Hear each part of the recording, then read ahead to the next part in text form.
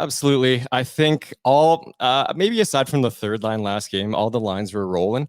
I think it started, I don't know if you guys noticed this, but the Oilers only had one shot on net by the 10-minute mark. Yeah. And do you know what line got that game going? I'm going to assume the fourth line. No, it was line 2. Corey Perry. Really? It was it was a sustained pressure by that second line. And there was like a TV timeout right after, and the tide completely turned. Yeah, it was like McLeod fed Perry in the slot, and then everything started changing after that.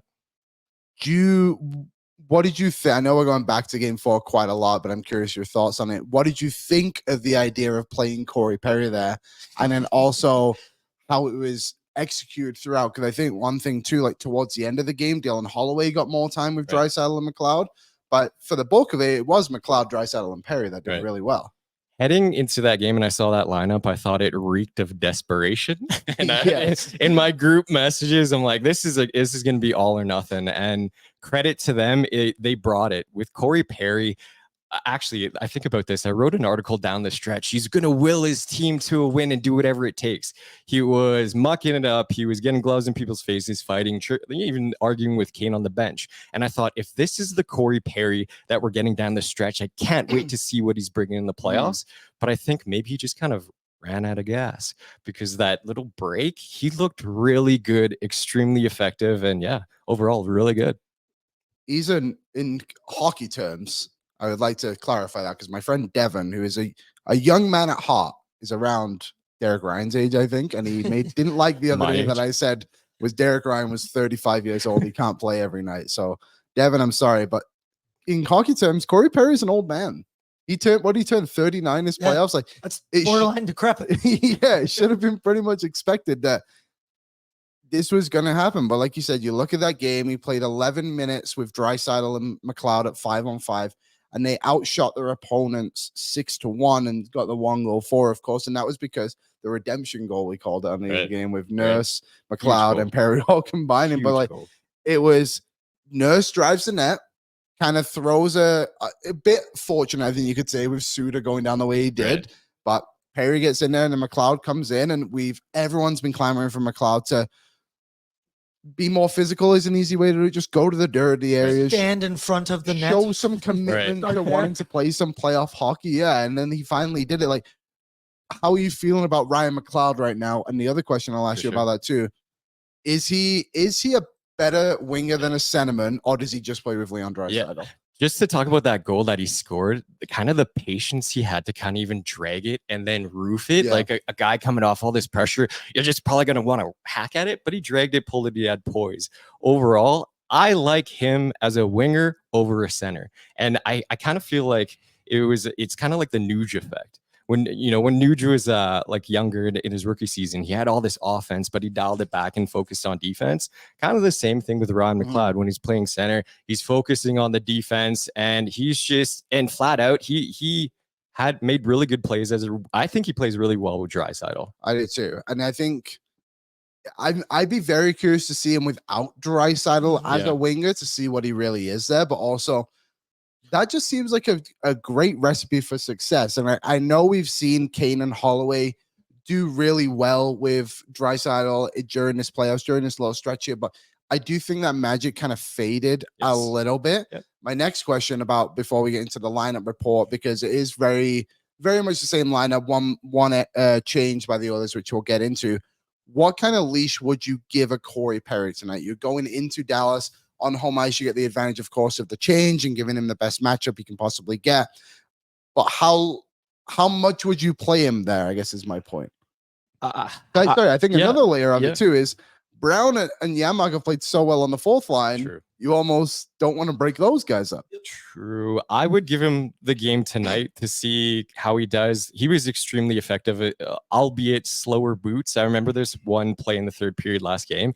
He, whenever Draisaitl's wingers gain the zone, the 100% play is always a drop pass to him. Corey Perry in his slow boots, Leon Draisaitl was behind him. He just like, no, I'm rapid this around rather slowly. So I think you got to give him that chance. However, the leash is short moving forward. I'd say the next game, if he doesn't produce, let's switch it up. Let's get some brand new lines. Yeah. Okay. Let's take a look at what the Charm Diamond Centers YouTube chat is saying. Charm Diamond Centers is proudly Canadian owned and operated through 1972 with over 85 locations across the country through the Charm Diamond sister brands. Custom ring building delivered in less than 4 weeks.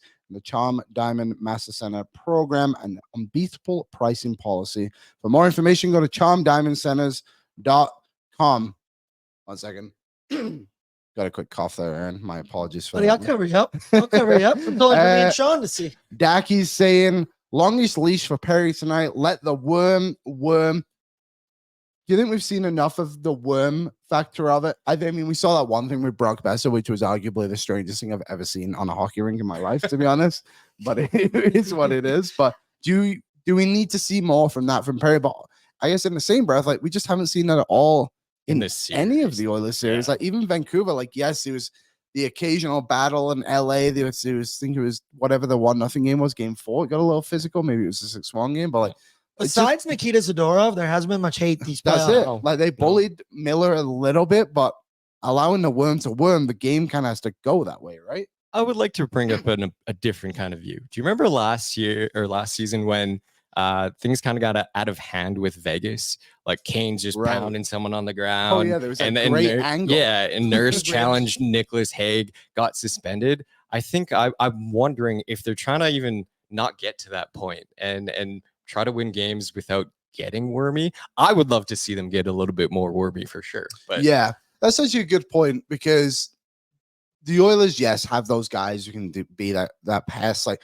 Carrick, Kane, Nurse, Vinny if he's in the lineup, but they are pure skill. And I found sometimes through this playoffs, the reason the Oilers have lost games is because they kind of forget they are this pure skilled hockey team that can go out and score 4 or 5 goals. And instead they've just tried to like shut down the other team. And it's like, oh yeah, then we've just allowed them to score 2 goals because we're refusing to cross the red line with the puck anymore. So stuff like that. Sam Squash 67 said, let Perry do the worm.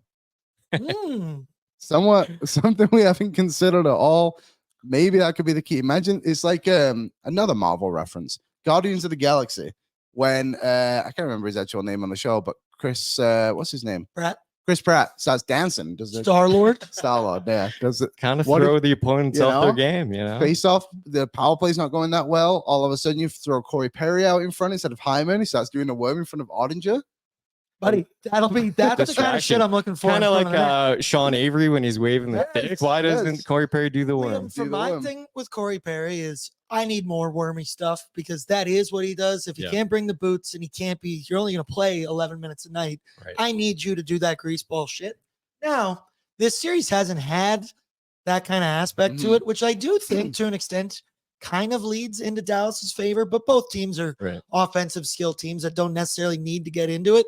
I just think the more the series is going to move along, it's going to be those kinds of wormy things like you saw on that first goal with the redemption goal there from those 3 guys. And the thing with Perry, and I think it'll be the McLeod effect on McLeod, drag him into the fight. Yes. You got to drag him in there. He brings it to the front of the net. I've never seen McLeod more in front of the net as he plays the wing, which I mean, doesn't necessarily make a ton of sense, but it was working. And I like the influence that the worm has.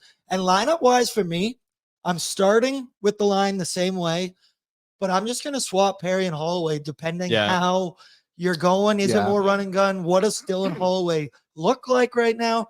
And you can tinker with those guys. I think I'm leaving Kaner with Rico, just better in third line.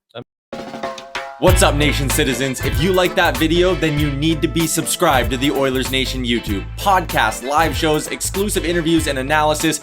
Everything you need from your favorite voices at Oilers Nation. And you don't want to miss any of it, so hammer that subscribe button.